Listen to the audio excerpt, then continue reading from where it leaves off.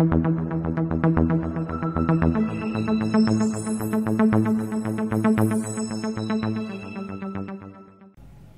mesdames et messieurs, nous sommes le 24 avril 2021. Bienvenue dans votre journal hebdomadaire sur La Nouvelle Express. Sans plus tarder, libération de Razbach est co-accusé dans l'affaire dite de la déstabilisation de la transition. L'activiste et chroniqueur Mohamed Youssouf Bachili alias Razbach a été libéré ce lundi 19 avril 2021 après le rejet du pourvoi du parquet par la Cour suprême. Il était accusé de complot contre le gouvernement et de déstabilisation de la transition avec plusieurs autres personnes, dont Vital Robert Diop, directeur du PMU Mali, Souaïbou Koulibaly, directeur général de l'Agence de gestion du Fonds d'accès universel, AGEFO, Sékou Traoré, secrétaire général de la présidence, et Boubou Cissé, l'ancien premier ministre. Le mardi 2 mars, les juges de la Cour d'appel de Bamako avaient décidé de l'annulation de la procédure et la levée du mandat de dépôt sous lequel ils étaient placés. Cependant, le procureur général a contesté la décision et s'est pourvu en cassation. Razbach et ses co-accusés ont recouvré leur liberté ce lundi après 4 mois de détention à la maison centrale d'arrêt de Bamako. Manifestation dans la capitale contre les délestages. Ce jeudi 22 avril, une manifestation a eu lieu à Bamako devant les locaux de l'EDM SA contre les coupures d'électricité incessantes dans la capitale depuis le début du mois de mars. Le sitting prévu n'a pas pu se tenir car les forces de l'ordre ont dévancé les manifestants sur la place. Des jets de gaz lacrymogène ont été faits par les policiers pour disperser la foule. Les leaders du mouvement de protestation ont dénoncé la répression policière contraire aux principes de liberté et de manifestation dans un pays démocratique. On prie à ces manifestations des jeunes journalistes, les clients de la société monopole de l'électricité au Mali comme les couturiers, les travailleurs mécaniques et autres personnes dont le travail quotidien en dépend. Les manifestants durement réprimés par une forte présence des forces de l'ordre ont promis d'organiser un nouveau sitting dans les jours prochains. Le M5 RFP insatisfait hier, le M5 RFP insatisfait toujours. Suite à la publication du chronogramme des élections par la transition, le mouvement du 5 juin, Rassemblement des forces patriotiques, a publié un communiqué dans lequel il démontre sa stupéfaction. L'un des motifs est la prise de la décision sans la concertation avec les forces politiques et sociales et le comité d'orientation stratégique. Le mouvement est contre le lancement du processus de consultation avant la révision annuelle des listes électorales fixées par la loi au mois d'octobre.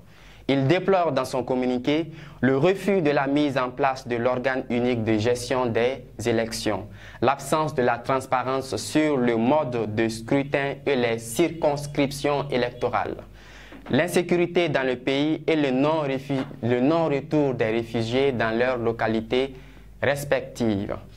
9 mois après le début de la transition, le nouveau gouvernement a sur son dos ce mouvement qui a joué un rôle capital dans le renversement du régime de l'ex-président Ibrahim Boubacar Keïta. Décès du président tchadien après sa réélection. Le président tchadien Marshal Idriss Déby Itno est mort mardi des suites de blessures au front lors des combats les opposant à un groupe rebelle.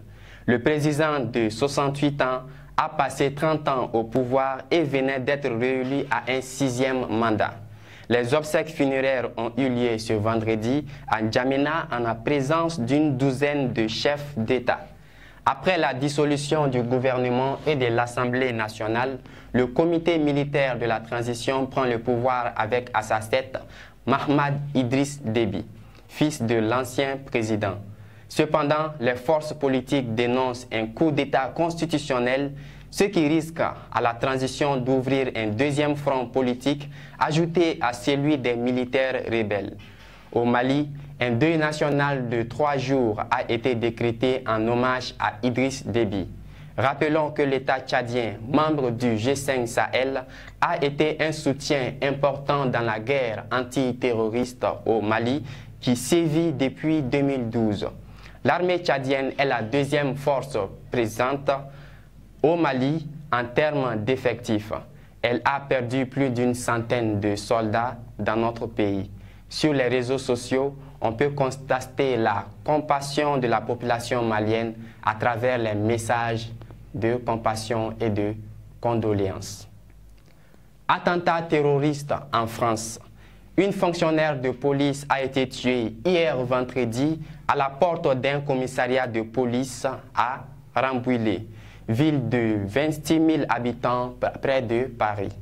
La policière Stéphanie avait 49 ans et était mère de 2 enfants de 13 ans et de 18 ans. L'assaillant Jamel est un Tunisien de 37 ans arrivé en France en 2009, régularisé en 2019 et inconnu des services de police. Le meurtrier, un Tunisien de 37 ans arrivé en France en 2009.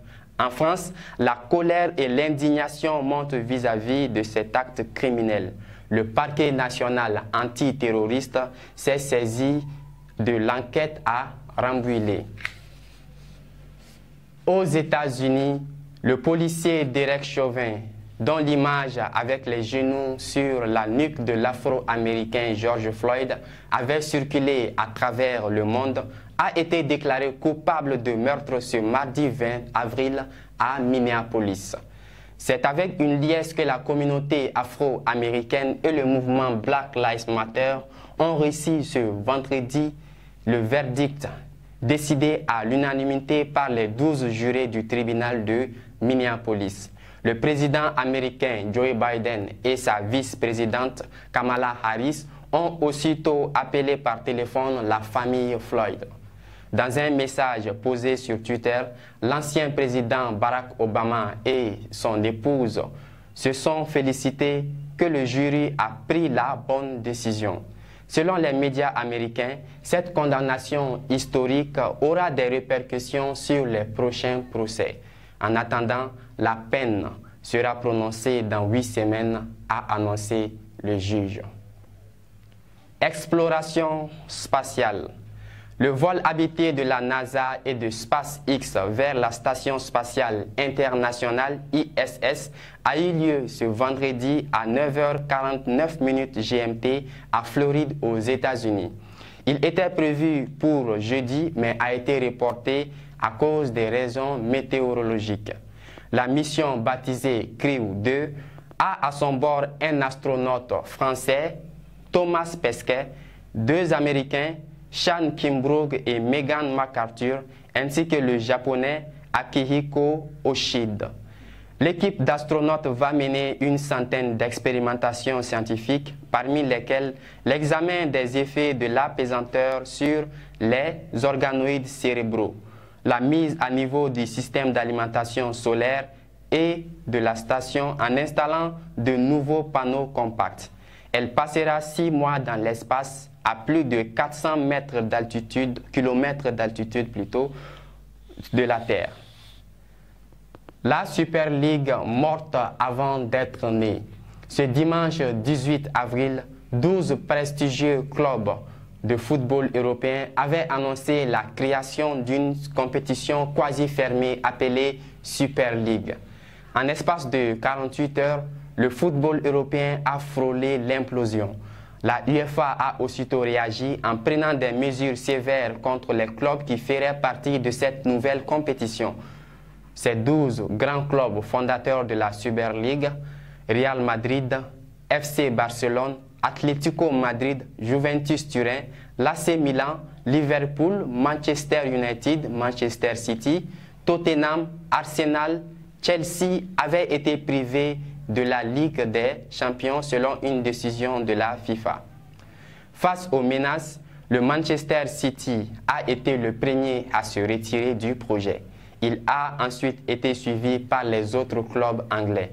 Les promoteurs de la Super League ont publié un communiqué dans lequel ils expliquaient qu'ils allaient reconsidérer les étapes les plus appropriées pour remodeler le projet.